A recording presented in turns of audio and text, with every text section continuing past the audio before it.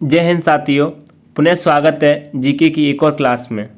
आज की क्लास में हम भूगोल के 30 महत्वपूर्ण प्रश्न करेंगे, जो कि ये प्रश्न आपको किसी न किसी एग्जाम में देखने को मिलेंगे। साथ ही आगे जितने भी एग्जाम आएंगे उन सभी के लिए महत्वपूर्ण होंगे। तो चैनल को सब्सक्राइब कर लें जीके के प्रश्न के लिए। अब शुरू करते हैं। पहला प्रश्न है, सूर्य के सबसे पास कौन सा ग्रह है? यानी सूर्य के जो सबसे पास ग्रह है वो आपका बुध ग्रह है। कौन सा ग्रह है? बुध ग्रह, जो कि सूर्य के सबसे पास वाला ग्रह है। अब दूसरा प्रश्न देखते हैं, किस दिन पृथ्वी पर, यानी किस दिन पृथ्वी पर सूर्य के सबसे निकट होती है? यानी किस दिन पृथ्वी सूर्य के सबसे निकट होती है? तो ये 3 जनवरी को होती है। सूर्य जब पृथ्वी के सबसे निकट, यानी पृथ्वी है जो सूर्य के सबसे निकट होती है, तो 3 जनवरी को होती है। पहला प्रश्न था कि सूर्य के पास ग्रह बुध है। अब देखते हैं तीसरा प्रश्न। तीसरा प्रश्न है, पृथ्वी की कुल द्रव्यमान का लगभग कितने प्रतिशत मेंटल में पाया जाता है? पृथ्वी की कुल द्रव्यमान का लगभग कितने प्रतिशत मेंटल में पाया जाता है? 68%। कितने? 68%। चौथा प्रश्न है, स्लेट और संगमरमर है, यानी स्लेट और जो संगमरमर है वो है आपकी कायांतरित चट्टान। कौन सी है? कायांतरित चट्टान है स्लेट और संगमरमर। अब देखते हैं पांचवा प्रश्न। देखते हैं पांचवा प्रश्न है, हिमालय पर्वत श्रृंखला किसका उदाहरण है?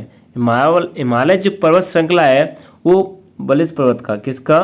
वलित पर्वत का उदाहरण है हिमालय पर्वत श्रृंखला। अब देखते हैं सातवां प्रश्न, छठवां। विविध जलवायु एवं मौसम दशाओं को बदलने वाली सभी महत्वपूर्ण वायुमंडलीय प्रक्रिया कहाँ घटित होती है? तो जो विविध जलवायु मौसम संबंधी घटनाएं क्षोभ मंडल में, कहाँ? क्षोभ मंडल में होती है। सातवां प्रश्न है, हवाई जहाज किस मंडल में उड़ते हैं? तो समताप मंडल में उड़ते हैं हवाई जहाज, और बाकी जितनी मौसम संबंधी जलवायु संबंधी घटना होती है वो क्षोभ मंडल में होती है। ये दोनों प्रश्न बहुत ही महत्वपूर्ण है, इनको याद कर लेना। अब देखते हैं आठवां प्रश्न है, उच्च दाब क्षेत्र से भूमध्य सागर की ओर चलने वाली पवनें होती हैं, जो कि उच्च दाब से भूमध्य सागर की ओर जो पवनें चलती हैं वो क्या कहलाती हैं? तो व्यापारिक पवनें होती हैं, जो कि उच्च दाब से भूमध्य सागर की ओर चलती हैं।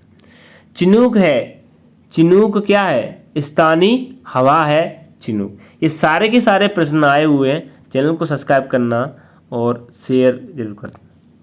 अब देखते हैं 10वां वाला प्रश्न है, क्षेत्रफल और आयतन के आधार पर विश्व की सबसे बड़ी झील कौन सी है? यहाँ पूछा जा रहा है क्षेत्रफल और आयतन के आधार पर, तो कौन सी सबसे बड़ी विश्व की झील है?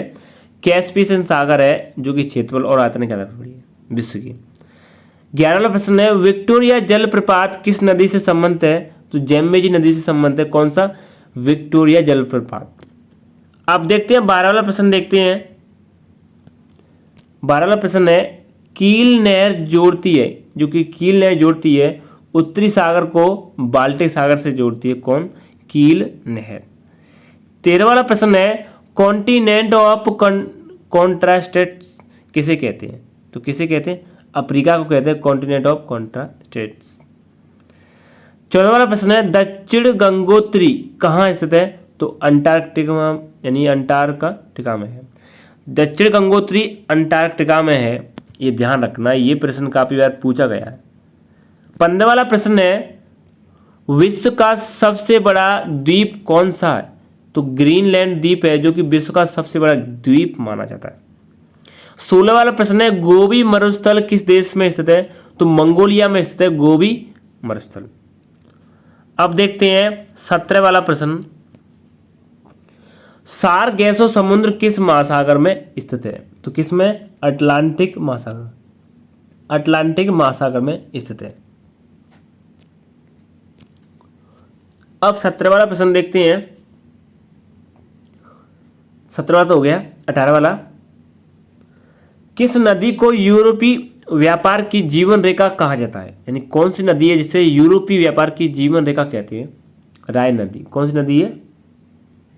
राइन नदी है, जो कि यूरोपीय व्यापार की जीवन रेखा कहती है। अब देखते हैं 19वां प्रश्न, पेरिस, पेरिस किस नदी के किनारे बसा है? तो पेरिस सीन नदी के किनारे बसा है। किस नदी के? सीन नदी के। 20 वाला प्रश्न, ऑस्ट्रेलिया के घास स्थल को दिया गया भौगोलिक नाम क्या है? तो डाउन्स कहते हैं ऑस्ट्रेलिया के घास मैदानों। 21 वाला प्रश्न देखते हैं, सभी की सभी प्रश्न महत्वपूर्ण है। मोचा कैवा जहां उगाई जाती है वह है यमन में। कहाँ? मोचा कैवा यमन में उगाई जाती है। 22 वाला प्रश्न है, विश्व का सबसे बड़ा दुग्ध उत्पादक है कौन सा? भारत है, यानी विश्व का सबसे बड़ा दुग्ध उत्पादक भारत है।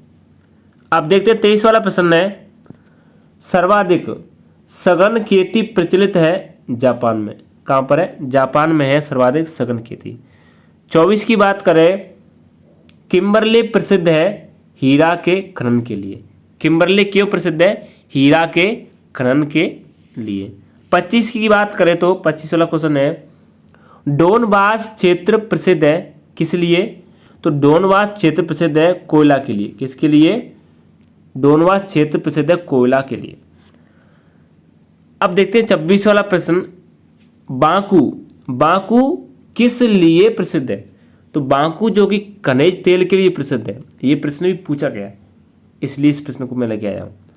अब देखते हैं 27 वाला प्रश्न है, विश्व में रेशमी वस्त्र का सबसे बड़ा उत्पादक देश है। रेशमी वस्त्र की बात करें तो चीन है जो कि सबसे बड़ा उत्पादक देश है रेशमी वस्त्र में।